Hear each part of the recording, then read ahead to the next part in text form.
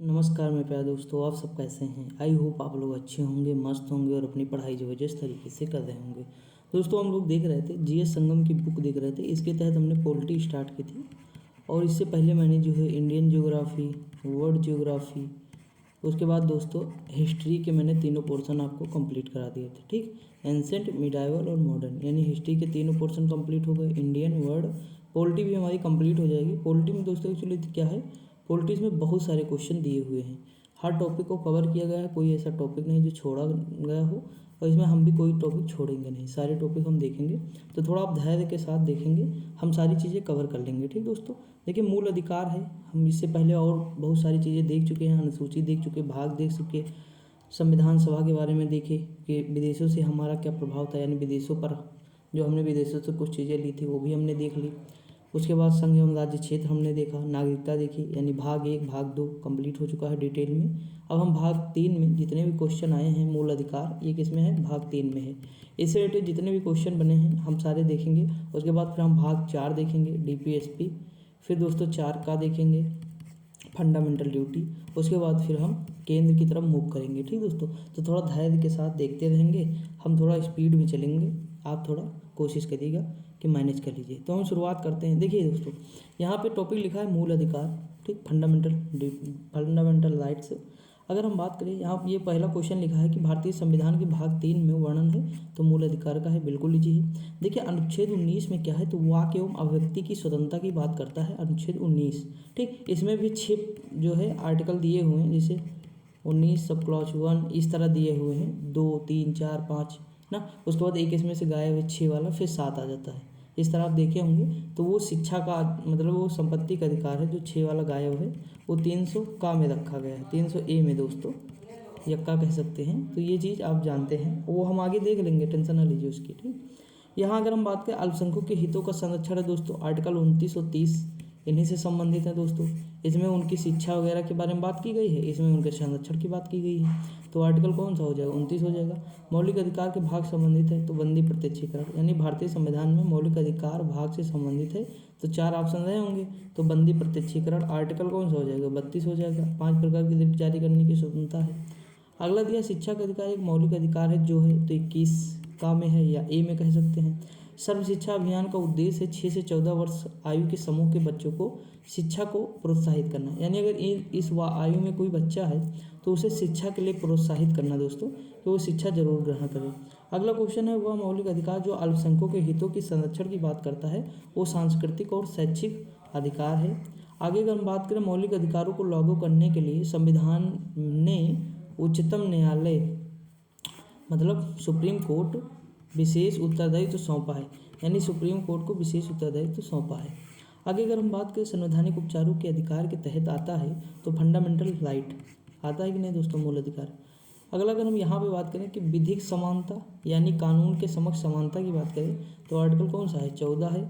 इसी में ये भी बताया गया है विधियों का समान संरक्षण, विधियों का समान संरक्षण दोस्तों, ये इससे से लिया गया है, विधियों का समान संरक्षण। और विधि के समक्ष समता या कानून के समक्ष सब बराबर होंगे, ये ब्रिटेन से लिया गया है। ठीक, इसके कौन से पक्ष विपक्ष क्या क्या है वो सब डिटेल में हम कभी पढ़ेंगे। वो अभी हमारा काम है कि हम क्वेश्चन देखें दोस्तों, वरना ये बहुत दिन पे ख़त्म होगी ना। अगर हम बात करें भारतीय संविधान का आर्टिकल कौन सा 17 है, तो अस्पृश्यता का उन्मूलन हो जाएगा। इस पे मैंने बात की थी 18 पे, आर्टिकल 18 पे मैंने आपको बताया था कि उपाधियों का अंत जो है, उसमें मैंने एक दिन डिटेल से बात की थी इसी में, तो आप जानते होंगे। अगला दिया संविधान का वह अनुच्छेद जो हमें समानता का अधिकार देता है, आर्टिकल 14 से 18 है। भारतीय संविधान का वह अनुच्छेद जो अस्पृश्यता का उन्मूलन करता है, 17 है। अब देखिए दोस्तों, यहाँ पे अगर हम बात करें, अब जैसे हम लोग तो नॉर्मल पढ़ लेते हैं ना कि 15 का अधिकार क्या है, तो ये है कि मतलब किसी भी नागरिक के साथ, देखिए नागरिक क्यों लिखा है यहाँ पे, किसी भी व्यक्ति नहीं लिखा। देखिए नागरिक वो होता है जो नागरिक केवल भारत का होता है, समझे, या हम क्या हैं, भारत के नागरिक हैं दोस्तों। लेकिन व्यक्ति में विदेशी भी शामिल हो जाएंगे, किसी व्यक्ति को, समझ में आया कि नहीं, जैसे लिखा रहता कहीं किसी व्यक्ति को और किसी नागरिक के साथ, तो दोनों में अंतर है। अब देखिए नागरिक के लिए कौन कौन से आर्टिकल हैं, 15, 16, 19, 29 और 30, ये सिर्फ भारतीयों के लिए है। क्या है, सिर्फ भारतीय, यानी सिर्फ नागरिक यहाँ लिखा रहेगा, उनके लिए आर्टिकल है। इसीलिए यहाँ लिखा है कि किसी नागरिक के साथ हम नस्ल, धर्म, जाति, जन्म स्थान इनके आधार पर कोई भेदभाव नहीं करेंगे या नहीं किया जाएगा, तो आर्टिकल 15 है। इसमें 16 में लोक नियोजन की समानता की बात करता है कि 16 में दोस्तों हम नौकरी के हिसाब मतलब उस पर नहीं करेंगे भेदभाव। ठीक, तो ये चीज़ है। अगला है कि वह रीट जो किसी व्यक्ति को सार्वजनिक कार्यालयों में उस कार्य को करने से रोकने के लिए जारी की जाती है वह हकदार या अधिकारी नहीं होता है अधिकार परीक्षा का दोस्तों। अगला है कि भारतीय संविधान का अनुच्छेद जो अपराधों के लिए दोष सिद्धि से संरक्षण आर्टिकल 20 हो जाएगा। शोषण के विरुद्ध अधिकार 23-24 हो जाएगा दोस्तों। देखिए यहाँ पे देखिए मानव के दुर्व्यवहार का प्रतिषेध यानी बलात्सर्म पर जो रोक लगाई गई है वो आर्टिकल 23 है। मैंने ऑलरेडी आपको बताया है ये ऊपर। भारतीय संविधान का वह अनुच्छेद जिसके अनुसार 14 वर्ष से कम आयु के बच्चे किसी बालक को किसी कारखाने में काम करने के लिए किसी अन्य खतरनाक नियोजन में नियुक्त नहीं किया जाएगा वो आर्टिकल यही है दोस्तों 24। अगला दिया है विधि का शासन दोस्तों जो है इसके अनुसार कानून किसी भी व्यक्ति की प्रतिष्ठा पर ध्यान दिए बिना सभी के लिए समान रूप से लागू होते हैं। लेकिन एक्चुअली क्या ऐसा होता है? नहीं होता है दोस्तों, वो हम बताएंगे बाद में। अगला है संवैधानिक उपचारों के अधिकार से अभिप्राय है यदि किसी नागरिक को लगता है कि सरकार द्वारा मौलिक अधिकारों का उल्लंघन हुआ तो वे न्यायालय जा सकते हैं। ये बात सही है। देखिए संवैधानिक उपचार, जैसे उपचार देखते हैं कई प्रकार के होते हैं उपचार। उपचार मतलब क्या होता है? जैसे हम बीमार है तो उसका उपचार किया जाएगा ना, तो यहाँ संविधान से संबंधित उपचार है ये। अगर हमें कोई मतलब कुछ हमारे फंडामेंटल का हनन हो रहा है तो हम कहाँ जाएंगे? उच्च न्यायालय जाएंगे, सर्वोच्च न्यायालय जाएंगे। आर्टिकल किसके तहत? 32 के तहत। ठीक, इसीलिए बाबा साहब ने इसे क्या कहा है? संविधान की आत्मा। अगला दिया है अनुच्छेद 22 का भाग है तो निवारक निरोध हो जाएगा। लिखा भारत के संविधान का वह अनुच्छेद जो कहता है किसी व्यक्ति को उसके प्राण या दैहिक स्वतंत्रता की विधि द्वारा स्थापित प्रक्रिया के अनुसार ही वंचित किया जाएगा, अन्यथा नहीं। वो कौन सा हो जाएगा? आर्टिकल 21 हो जाएगा। अगर हम आगे बात करें दोस्तों, लिखा है भारतीय संविधान के अनुच्छेद मूल अधिकारों के बारे में प्रावधान है तो ये 12 से 35 है। अगला दिया निजता अधिकार, जिसे सर्वोच्च न्यायालय ने जस्टिस के.एम. पुट्टास्वामी सेवानिवृत्त बनाम 2017 भारत संघ के ऐतिहासिक फैसले में मूल अधिकार के रूप में मान्यता दी थी। मुख्य रूप से भारतीय संविधान के 21 में है दोस्तों। निजता का अधिकार, अभी मैंने कम्युनिटी पोस्ट आप देखे होंगे तो उसमें मैंने डाला था जीने का अधिकार, तो वही निजता का अधिकार जो है, जीवन जीने का अधिकार, ये सारे अधिकार किस में आएंगे?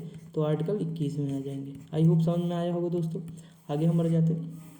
अगला दिया भारतीय संविधान का अनुच्छेद 21 संबंधित प्राण एवं दैहिक स्वतंत्रता के संरक्षण से 86वां संविधान संशोधन द्वारा जो है भारतीय संविधान में आर्टिकल, देखिए ये 2002 का है, 86वां संविधान संशोधन 2002 का पूछ लेता है। आर्टिकल 21 में शिक्षा का अधिकार शामिल है। 32 में संवैधानिक उपचार है। संपत्ति का अधिकार मूल अधिकार नहीं है, ये जो है अर्जित संपत्ति अर्जित करने का अधिकार हो जाएगा।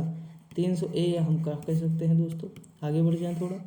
देखिए अगला क्वेश्चन है भारतीय संविधान में मूल अधिकार के रूप में वर्णित लोक नियोजन यानी सरकारी नौकरी में विषय अवसर की समता। तो अभी ऊपर हम देखे थे कि आर्टिकल कौन सा है? 16 है। हमें कीवर्ड पकड़ना है दोस्तों। लिखा है भारत के संविधान में स्वतंत्रता के अधिकार के अंतर्गत शामिल नहीं है तो भारत के राज्य क्षेत्र में किसी के धर्म को बढ़ावा देना ये शामिल नहीं है। यानी हम किसी भी राज्य क्षेत्र में किसी के धर्म को बढ़ावा नहीं दे सकते। अगला हुआ मौलिक अधिकार जो भारतीय संविधान के आर्टिकल 16 में है, लोक नियोजन में अवसर की समानता, यानी सबको अवसर दिया जाएगा सरकारी नौकरी में। अगला है मान लीजिए कि सशक्त बल के किसी अधिकारी को उसके महिला होने के कारण पदोन्नति से वंचित किया जाता है तो इस स्थिति में समानता का अधिकार मौलिक अधिकार का उल्लंघन माना जाएगा। ये बात बिल्कुल सही है दोस्तों। ठीक, आगे बढ़ जाए। अगला क्वेश्चन है मौलिक अधिकारों को हनन वायलेशंस के मामले भारतीय संविधान के आर्टिकल 32 अनुच्छेद के तहत भारत के उच्चतम न्यायालय में सीधे याचिका दायर की जा सकती है। अगला क्वेश्चन भारतीय संविधान का वह अनुच्छेद जो मानव तस्करी व जबरन श्रम के निषेध से संबंधित है वो आर्टिकल कौन सा? वही बलात्श्रम वाला हो जाएगा।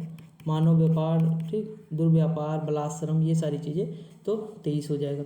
6 वर्ष से 14 वर्ष की आयु के बीच माता पिता और अभिभावकों को अपने माता पिता या अभिभावक वही एक ही हैं दोस्तों, अपने बच्चों के लिए शिक्षा के अवसर प्रदान करना चाहिए या शिक्षा के अधिकार का कानून हिस्सा बना कब 2009 में बना और 2010 में लागू हो गया।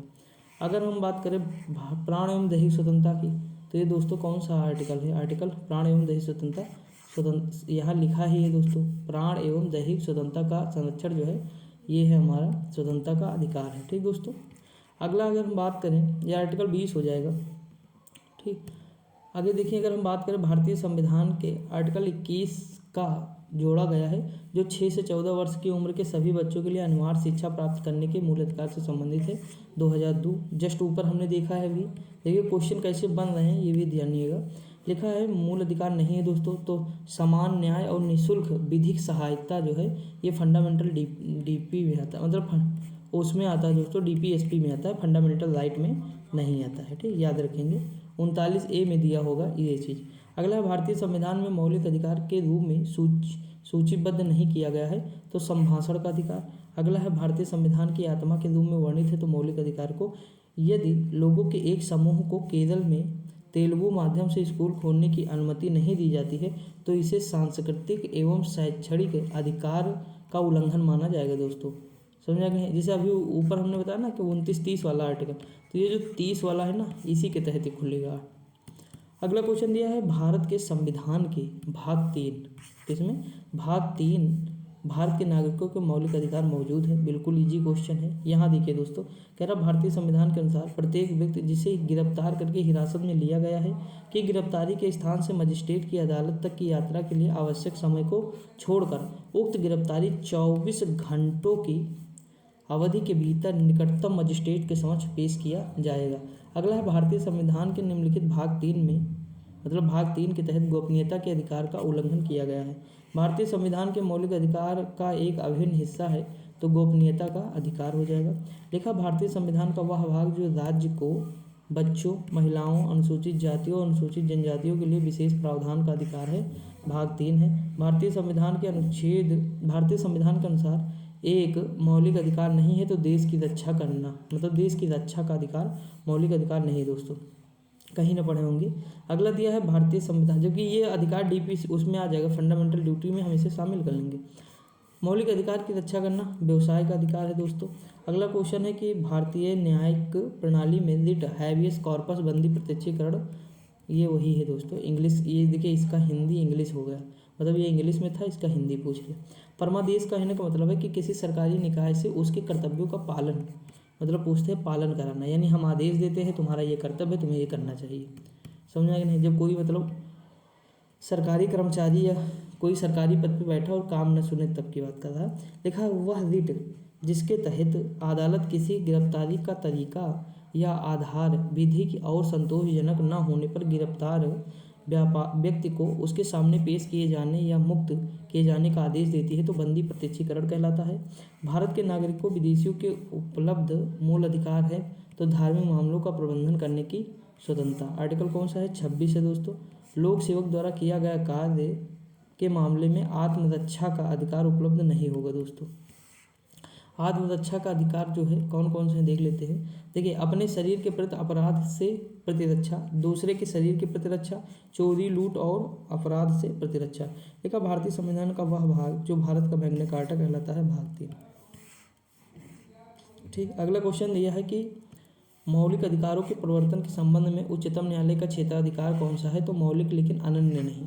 अगला दिया भारतीय संविधान के अनुसार कारखाने में रोजगार के लिए बच्चों की न्यूनतम आयु कितनी होनी चाहिए? 14 वर्ष। भारतीय संविधान का वह अनुच्छेद जो बेगार या बंधुआ मजदूर पर रोक लगाता है, आर्टिकल 23 है। लिखा जब कारावास की अवधि 3 महीने से कम हो तब एकांत कैद की सजा को क्रियान्वित करने से ऐसा कारावास किसी भी स्थिति में एक समय पर 14 दिन से अधिक नहीं होगा। अगला दिया भारतीय संविधान के आर्टिकल 19 में 6 प्रकार की स्वतंत्रता का प्रावधान है। कितने प्रकार की? 6। हैबियस कॉर्पस याचिका का शाब्दिक अर्थ दोस्तों क्या है? किसी को सशरीर पेश करना। मौलिक अधिकार उनके आधुनिक नाम हैं जिन्हें पारंपरिक रूप से जाना जाता है प्राकृतिक अधिकार के रूप में। अगला है वह मौलिक अधिकार जो भारत के नागरिकों के लिए उपलब्ध है और विदेशियों के लिए नहीं है, वो सार्वजनिक रोजगार के मामले में समानता। मैंने बताया 15, 16, 19, 29, तो ये देखिए 19 में आ रहा है कि नहीं आ रहा है ना दोस्तों, तो कैसे हो जाएगा उन्हें उपलब्ध। ठीक, ये रट लीजिएगा, पूछ लेता है एग्जाम में, ये रट लेना। आगे बढ़ जाए। अगला क्वेश्चन है भारतीय संविधान के अनुच्छेद 26 में क्या दिया है, तो धार्मिक और धर्मांत उद्देश्यों के लिए संस्थानों की स्थापना और रखरखाव करने का अधिकार दिया है दोस्तों। आगे हम बात करें, लिखा है स्वतंत्रता के मौलिक अधिकार के प्रतिबंध के तहत सरकार कुछ स्थितियों में हथियारों के बिना हो रही शांति सभा को सीमित कर सकती है। उदाहरण के लिए मामला अगर सार्वजनिक व्यवस्था के हित में हो दोस्तों। समझा कि नहीं। अगला दिया भारतीय संविधान का वह अनुच्छेद जिसका अर्थ यह भी है कि भारतीय नागरिक अथवा दूसरे किसी भी व्यक्ति के साथ भिन्न भिन्न परिस्थितियों में भिन्न भिन्न तरीके से बर्ताव किया जाएगा। तो आर्टिकल कौन सा है 24 विधि के समक्ष समानता। अगला दिया स्वतंत्रता के अधिकार में निहित है तो कोई भी पेशा अपनाना और भाषण की स्वतंत्रता है। ठीक, शांतिपूर्ण हम सभा भी कर सकते हैं, सम्मेलन भी कर सकते हैं। देखिए यहाँ मौलिक अधिकार के बारे में दिया गया है, देखते हैं।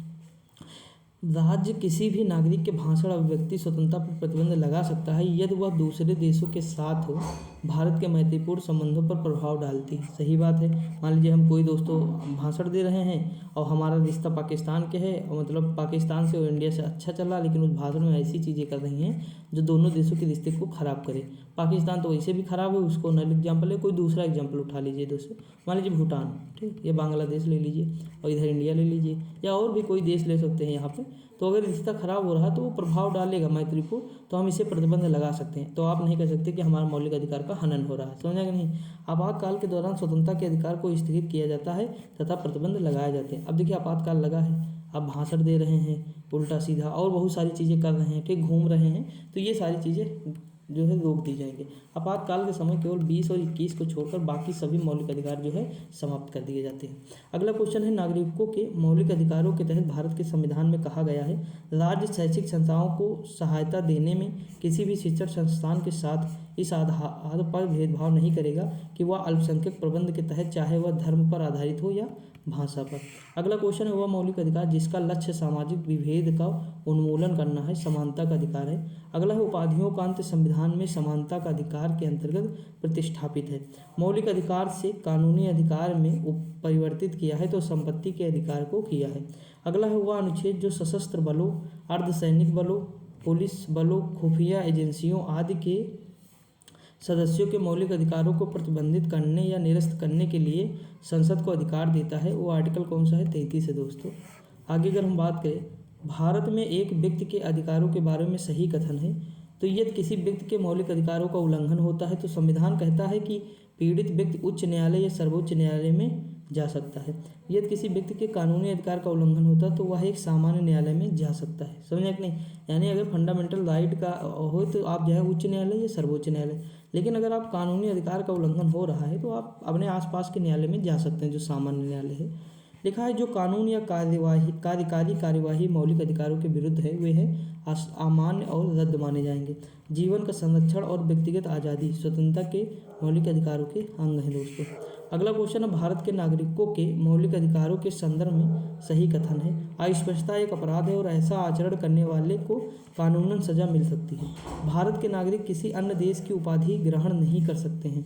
अगला देश संविधान का वह अनुच्छेद जिसके तहत मजिस्ट्रेट की अदालत में याचिका दायर करके कोई भी नागरिक किसी सार्वजनिक मुद्दे पर जनहित अथवा जन कल्याण के उद्देश्य से न्यायालय जा सकता है, वो आर्टिकल 32 है। अगला भारतीय संविधान में नागरिकों के मौलिक अधिकारों के रूप में उल्लिखित सही है किसी भी व्यक्ति को एक ही अपराध के लिए एक से अधिक बार दंडित नहीं किया जा सकता है। अगला दिया वह अनुच्छेद जिसमें भाषण और अभिव्यक्ति की स्वतंत्रता का अधिकार है, वो आर्टिकल कौन सा है 19(1) हो जाएगा दोस्तों। लिखा भारतीय संविधान का अनुच्छेद 20 जो है ये क्या है तो दोष सिद्धि के संदर्भ में संरक्षण किससे संबंधित है।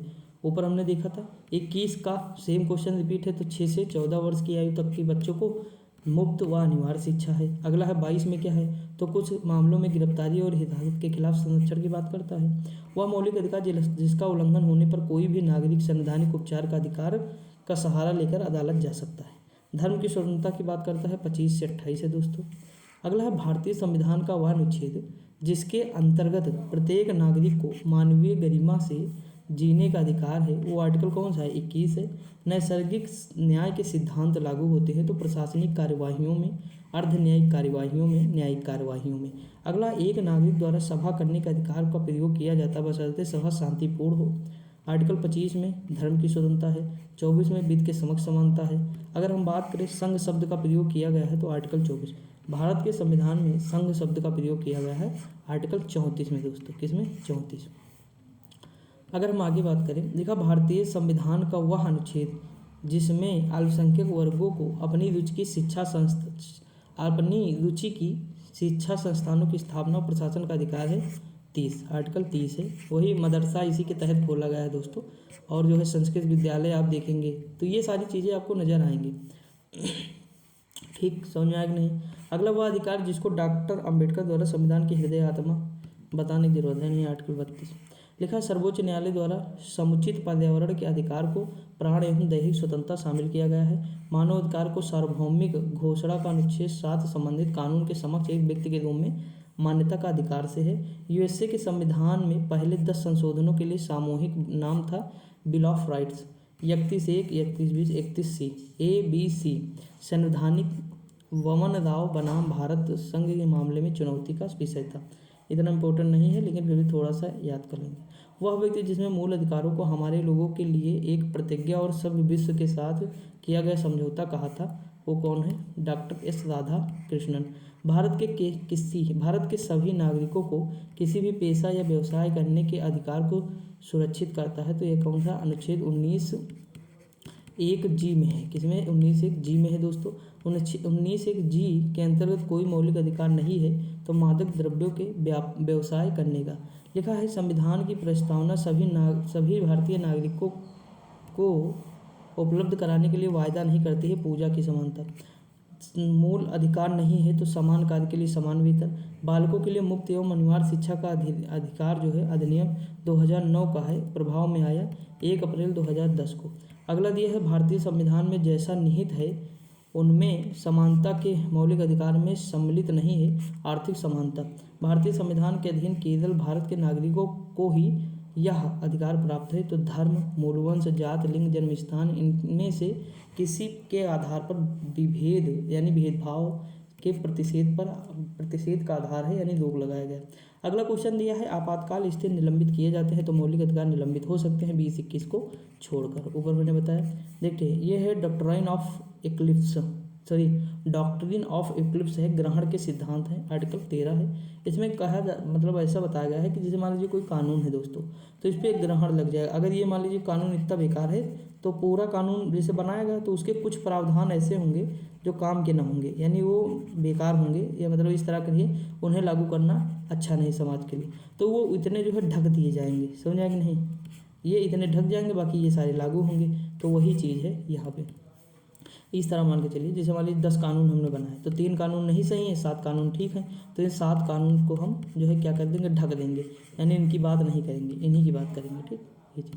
अगला क्वेश्चन दिया है कि मूल अधिकारों से असंगत या उनके अल्पीकरण करने वाली विधियों को शून्य घोषित किया जाएगा। तो आर्टिकल 13 वही है कि हम शून्य घोषित कर देंगे या उनका अल्पीकरण कर देंगे अगर वो मूल अधिकार के असंगत है दोस्तों, यानी मूल अधिकार के खिलाफ हैं अगर मान लीजिए, या मूल अधिकार से मैच नहीं करते हैं तो कर देंगे ये सब। भारत के संविधान द्वारा प्रदत्त मूल अधिकारों में से नहीं है तो विरोध का अधिकार। अगला दिया है कि विदेशी नागरिकों को मूल अधिकार प्राप्त नहीं है अभिव्यक्ति स्वतंत्रता का अधिकार। भारतीय संविधान की प्रस्तावना में प्रयुक्त समाजवाद शब्द को इस अनुच्छेद या अनुच्छेदों के साथ मिलाकर पढ़ने से सर्वोच्च न्यायालय को समान कार्य के लिए समान वेतन का मौलिक अधिकार परिभाषित करने की शक्ति है। तो आर्टिकल 14 और 15 में है। देखिए, द्वितीय पीढ़ी का मानव अधिकार समझा जाता है समता का अधिकार। संविधान में प्रत्याभूत है सामाजिक समानता। शिक्षा संस्थानों में अनुसूचित जातियों, अनुसूचित जनजातियों के पक्ष में स्थानों का आरक्षण शासित है। तो संविधान के अनुच्छेद 15(4) से। अगला है, एक लोक नियोजन के विषय में भारत के सभी नागरिकों को अवसर की समानता की प्रत्याभूति प्रदान करता है। तो आर्टिकल 16(1) और 16(2) है। अगला, भारतीय संविधान में स्वतंत्रता का अधिकार 4 अनुच्छेदों द्वारा प्रदान किया गया है जो आर्टिकल 19 से 22 के बीच में है दोस्तों। आगे बढ़ें। अगला है, भारतीय संविधान आर्टिकल 21 में सम्मिलित नहीं है दोस्तों, तो मृत्यु का अधिकार इसमें सम्मिलित नहीं, केवल जीने का अधिकार सम्मिलित है। ठीक दोस्तों, अब यहाँ पे देखते हैं आर्टिकल 19(1)(d) और 21 को मिलाकर पढ़ने पर विदेश यात्रा का अधिकार है। अगला दिया है, जिस वाद में यह भी निर्धारित किया गया है कि ऋषिकेश नगर पालिका क्षेत्र के अंतर्गत अंडे बेचने पर लगाया गया निषेध संविधान के 19(1)(g) का उल्लंघनकारी नहीं है। जैसे देखो इसमें क्या कहा गया था एक जी में कि आप कहीं भी वाणिज्य व्यापार कर सकते हैं, तो ये वाला ये व्यापार करना शुरू कर दिए। कहाँ? ऋषिकेश पालिका ने मतलब के अंतर्गत ये लगाया गया। जैसे मान लीजिए यहाँ पे मंदिर है, यहाँ पे अंडा लगा रहे हो, तो उसी का केस बता रहा है। तो ओम प्रकाश बनाम उत्तर प्रदेश राज्य। हमारे संविधान में एक अभियुक्त को दोषारोहण के कारण प्रकृति के बारे में सूचित जाने की गारंटी दी गई है, यानी सूचित किए जाने की गारंटी दी गई कि आप सूचित कर सकते हैं अभियुक्त को। तो ये 22(1) के द्वारा। बहुत स्पीड में दोस्तों हम लोग पढ़ लिए हैं। देखिए, लिखा है, सर्वोच्च न्यायालय ने संविधान के अनुच्छेद 22 को एक भद्दा दिखाई देने वाला उपबंध कहा है किसमें? A.K. गोपालन बनाम मद्रास राज्यवाद में। ठीक दोस्तों, अगला है कि श्रमिकों को पर्याप्त मजदूरी न दिए जाने से अतिलंघित होता है तो आर्टिकल कौन सा हो जाएगा? आर्टिकल 23। अगला क्वेश्चन है वह एक अनुच्छेद जिसे देखिए इसमें वो दिया नहीं, मानव व्यापार एवं बलात्श्रम, तो यही अतिलंघित हो जाएगा। अगला दिया हुआ एक अनुच्छेद जिसे सर्वोच्च न्यायालय ने इस प्रकार व्याख्यायित किया है कि उसमें समस्त कल्पनीय मानवाधिकार सम्मिलित हो गए हैं, आर्टिकल कौन सा है? 23 है। संविधान का वह अनुच्छेद जो बच्चों के शोषण का निषेध करता है, 24। 6 से 14 वर्ष तक की आयु के सभी बच्चों को जो है बच्चों या शिशुओं को शिक्षा का अधिकार है, मूल अधिकार। शिक्षा का अधिकार अधिनियम 2009 का और लक्ष्य शिक्षा को मुफ्त और अनिवार्य बनाना उन बच्चों के अधिकार के निहित है जो प्राथमिक स्तर तक के हैं।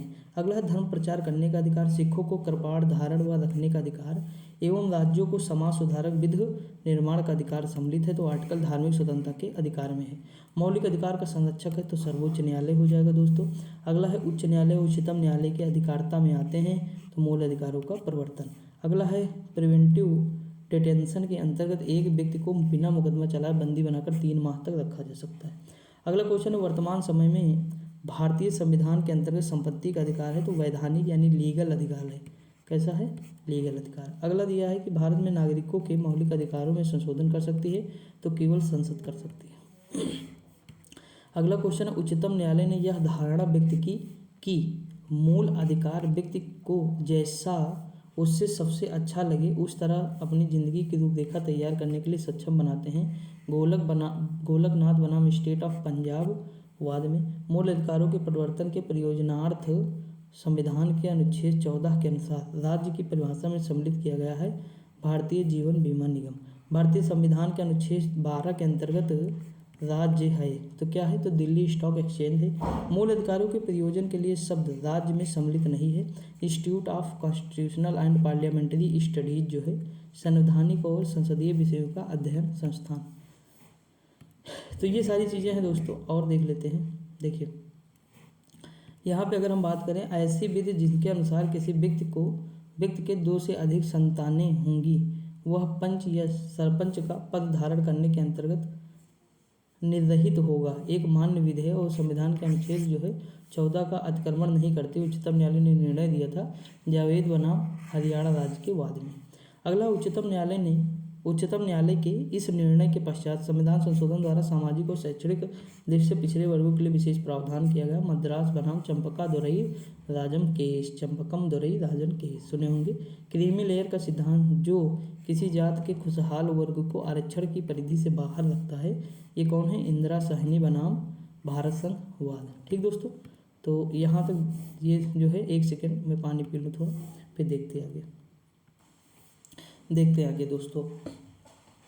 देखिए इधर हमारे मौलिक अधिकार दिए हुए हैं, इधर दिए भारतीय संविधान के अनुच्छेद।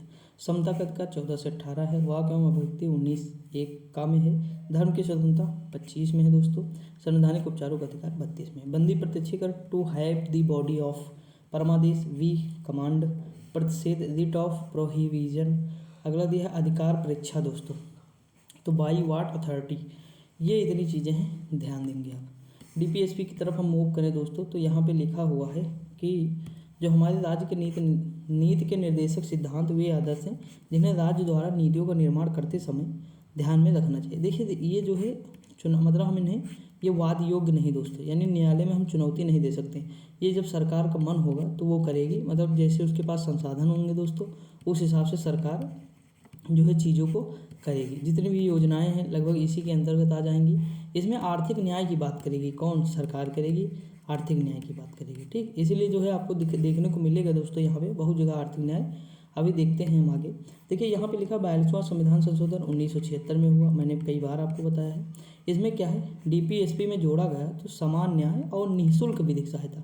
कुछ लोग ऐसे होते हैं जिन्हें विधिक सहायता नहीं मिलती है तो सरकार वकील देगी उन्हें निःशुल्क विधिक सहायता। ठीक, समान न्याय होगा। अगला है भारतीय नागरिकों को आर्थिक न्याय प्रदान करना, तो डीपीएसपी हो जाएगा।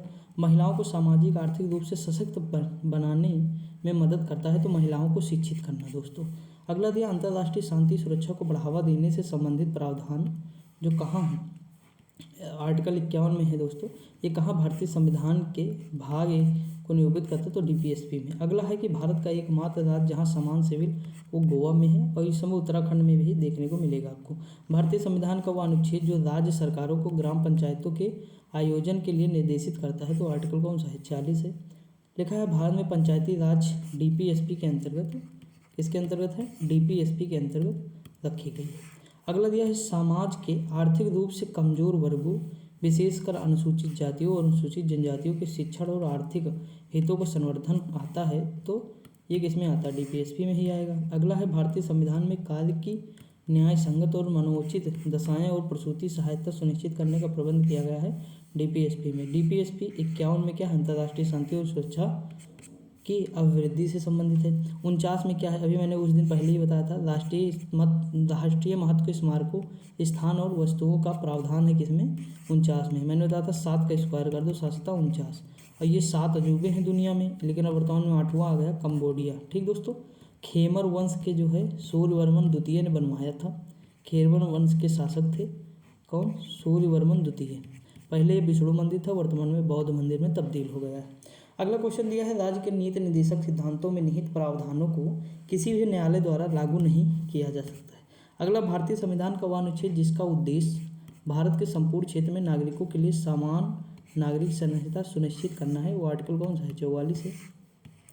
अगला क्वेश्चन है राज्य के नीति निर्देशक सिद्धांतों का उल्लेख भारतीय संविधान के भाग जो है वर्णित है भाग 4 में।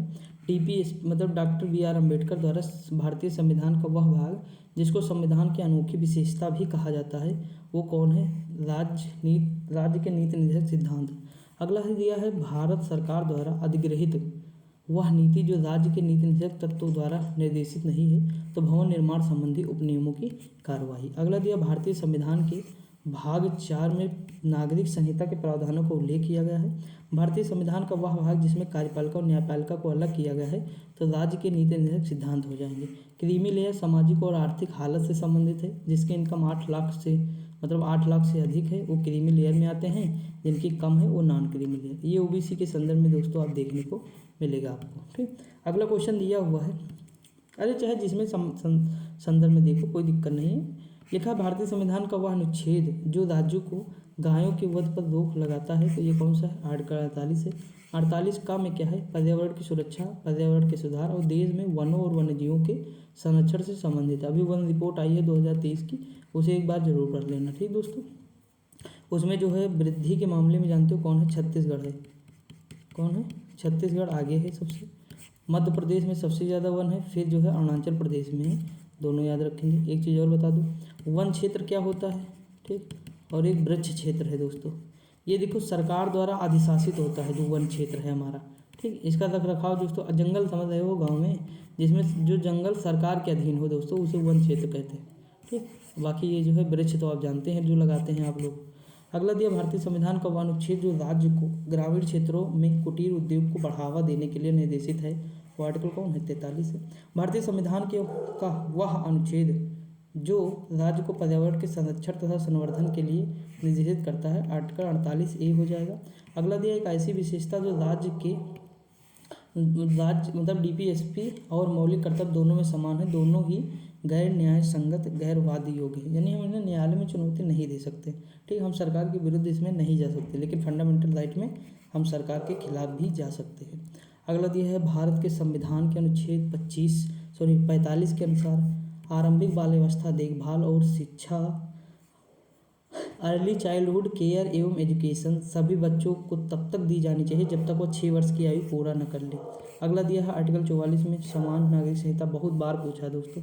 लिखा है कि डीपीएसपी के सिद्धांतों में से वह अनुच्छेद जो श्रमिक भागीदारी को सुरक्षित करने की बात करता है आर्टिकल 43A हो जाएगा। अगर हम बात करें दोस्तों इसमें तो भारतीय संविधान का वह अनुच्छेद जिसमें पोषण के स्तर और जीवन के स्तर को बढ़ाने के लिए सार्वजनिक स्वास्थ्य में सुधार के लिए राज्य के कर्तव्य के बारे में बताता है आर्टिकल कौन सा है? 47 हो जाएगा। अगला क्वेश्चन है निर्देशक सिद्धांतों में परिवर्तनों के लिए एक संवैधानिक संशोधन की अवस्था होती है जिसे पारित करना आवश्यक होता है तो संसद के दोनों सदनों द्वारा, संसद में उपस्थित 2/3 सदस्यों का अनुमोदन और मतदान द्वारा। भारत के मूल संविधान में राज्य के नीति निर्देशक राज्य नीति के निदेशक सिद्धांत के रूप में उल्लिखित नहीं किया गया है। पर्यावरण की रक्षा करना और बेहतर बनाना राज्य का कर्तव्य का मतलब राज्य का कर्तव्य होगा, ये मान के चलिए। डीपीएसपी में नहीं कहा गया है तो शिक्षा का अधिकार। अगला दिया है कि राज्य के नीति निर्देशक सिद्धांतों में उल्लिखित है तो काम पाने का अधिकार है, कार्यस्थल पर उचित और मानवीय परिवेश तथा मातृत्व सहायता का प्रावधान किया गया है।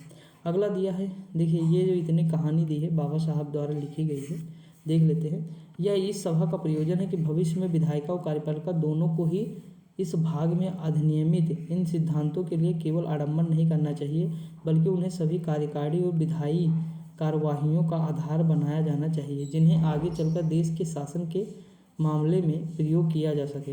राजनीति के निदेशक सिद्धांतों के बारे में ये शब्द कहे गए। अगला दिया है, बाबा साहब ने कहा था, भारत में राज्य के नीति निर्देशक सिद्धांतों के संदर्भ में सही है।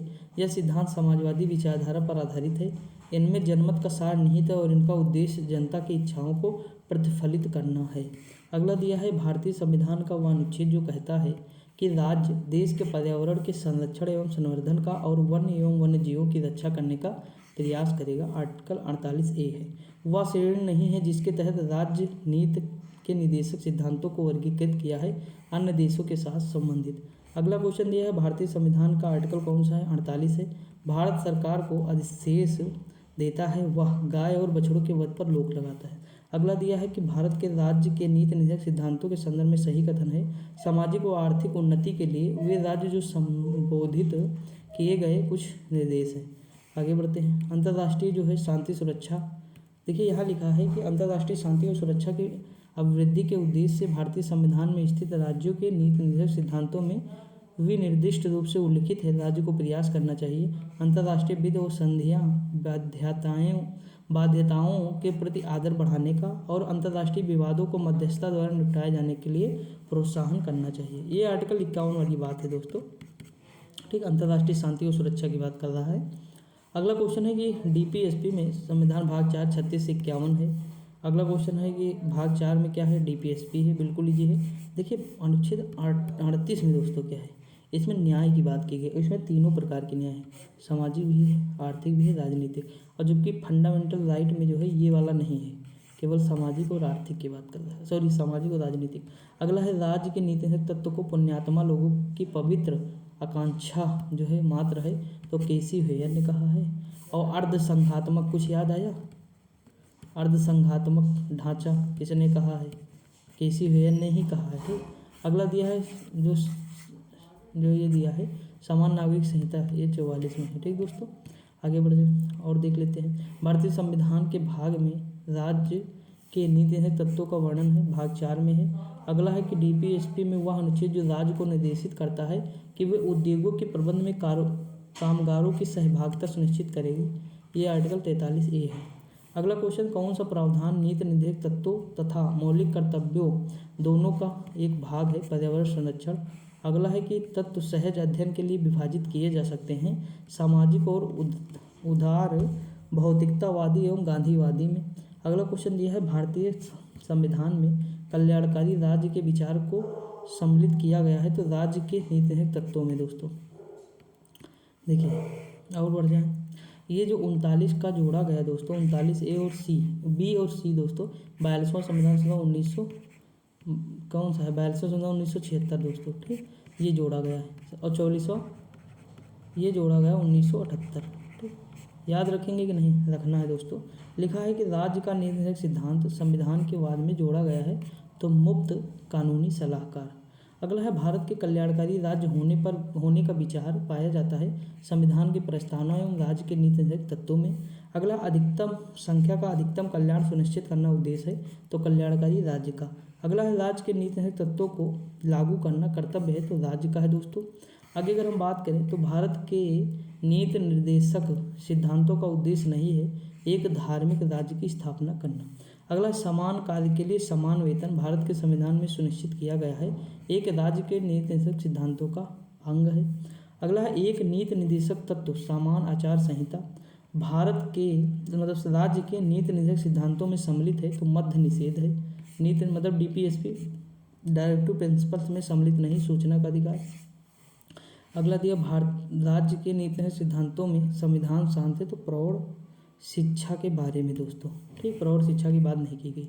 अगला है कि डीपीएसपी के में तत्व नहीं है, अस्पृश्यता का उन्मूलन 17 में है, ये ठीक अनुच्छेद 17 में है। डीपीएसपी तत्व नहीं है दोस्तों, तो 14 वर्ष तक की आयु के बच्चों को निःशुल्क शिक्षा। अगला दिया है राज्य का नीति निर्धारक तत्व नहीं है, तो नागरिकों व गैर नागरिकों के लिए समान सिविल संहिता। मूल कर्तव्य मौलिक अधिकारों का हिस्सा है, यह कथन है तो गलत है दोस्तों ये वाला। अगला है कि डीपीएसपी एक ऐसा चेक है, मतलब चेक बताया है केटी शाह ने कि इसका भुगतान बैंक की सुविधा पर निर्भर करता है। भाई सरकार के पास जितना जिस हिसाब से पैसा होगा वो उसी हिसाब से सुविधा देगी ना, तो इसीलिए कहा गया है ये चीज़।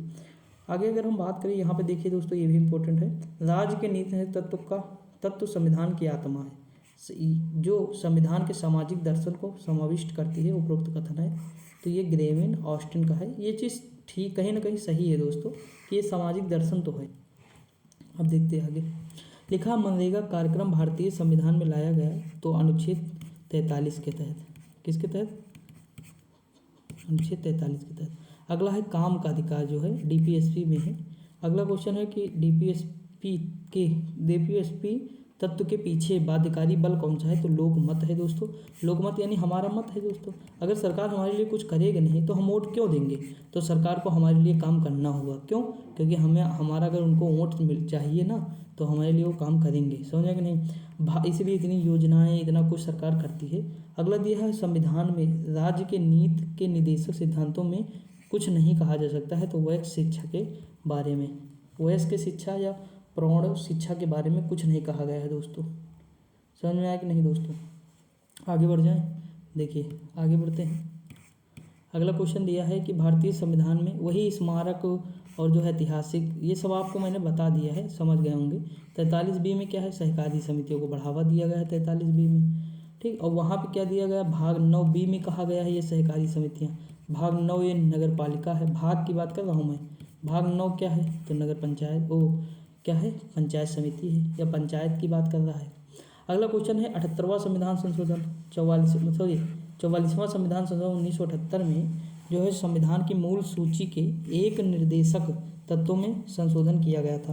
कामकाजी महिलाओं के लिए काम करने की परिस्थितियां उपलब्ध कराने के साथ साथ उनके उत्पीड़न की रोकथाम व इसके लिए संगठन में व्यवस्था करना भी शामिल है।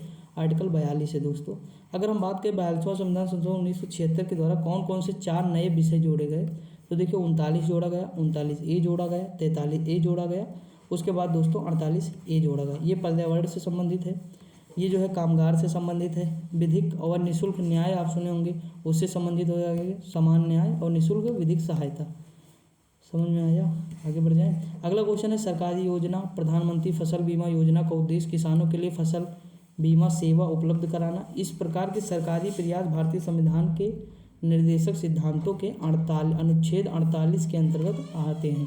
अगला दिया है भारत के संविधान का, देखिए मैंने बताया था 51 में क्या है, अंतर्राष्ट्रीय शांति और सुरक्षा को बढ़ावा देना। आगे अगर हम बात करें 39A में फिर आ गया समान न्याय और मुफ्त सहायता कानूनी, तो ये हो जाएगा। कृषि एवं पशुपालन 48 में आ जाएगा दोस्तों।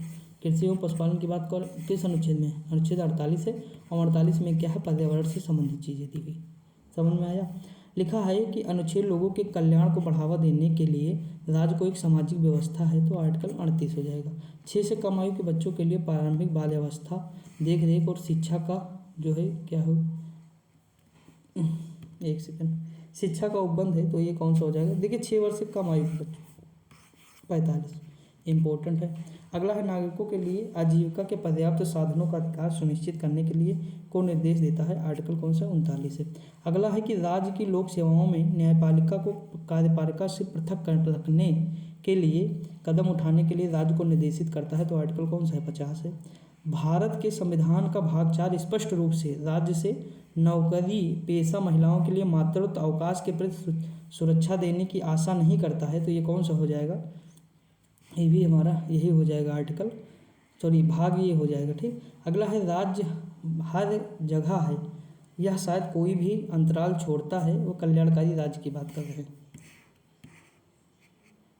देखिए राज्य लोक कल्याण की अभिवृद्धि के लिए 38 में बात करेगा आर्टिकल, ठीक, सामाजिक व्यवस्था बनाएगा।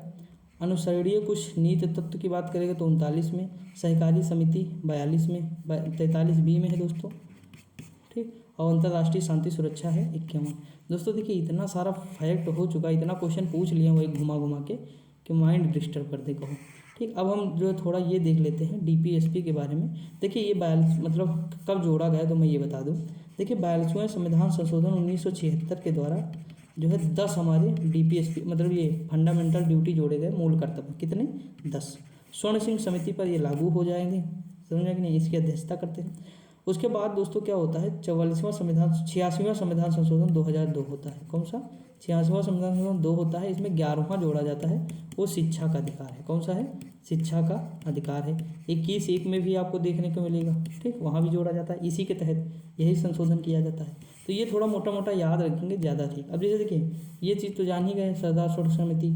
अगला है मौलिक कर्तव्य, जैसे है सार्वजनिक संपत्ति की सुरक्षा करना, वैज्ञानिक दृष्टिकोण और मानववाद विकसित करना, भारत की संप्रभुता, एकता और अखंडता को सुनिश्चित करना, ठीक, ये चीज़ हो जाएगा। ये किस में दिया हो दोस्तों, भाग 4 का में दिया हुआ है, मैंने आपको ऑलरेडी बताया है। 42वें संविधान संशोधन के द्वारा कितने जोड़े गए 10।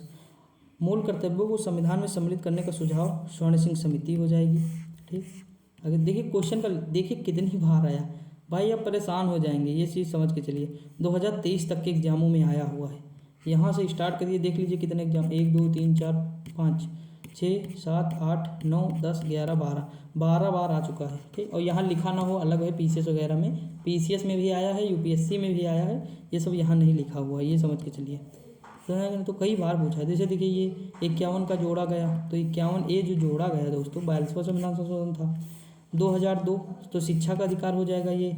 इसमें क्या है, यदि माता पिता या संरक्षक 6 वर्ष तक की आयु वाले अपने यथास्थित चालक व प्रतिपाल्य के लिए शिक्षा के अवसर प्रदान करें, ये चीज़ इसमें बताया गया है। अगला क्वेश्चन फिर वही है, मौलिक कर्तव्य। तो दोस्तों ये यहाँ पे हम देख चुके हैं, मौलिक कर्तव्य यही सारे हैं, और आपको जितने आएंगे आपके सही हो जाएंगे, उसकी टेंशन ना लीजिए।